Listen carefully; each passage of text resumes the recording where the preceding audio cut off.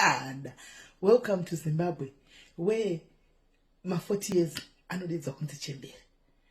In Zimbabwe, where munhu wese angosviba ari mutema chete kumarizevha anonzi muroi. Kumarizevha munhu wese angobuda mazino ari panze anotodza anoti muroi, anodla nyama dzevanhu. Welcome to Zimbabwe, nyika yekuti varume vanotukirira vakadzi kunge vakapfeka majestrini. Welcome to Zimbabwe, nyika yekuti nyika yekuti haina mvura.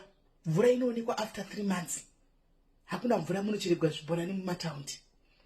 Welcome to Zimbabwe, nyika yekuti hatina data rekutaura zvimwe zvinhu zvinotivaka upenyu.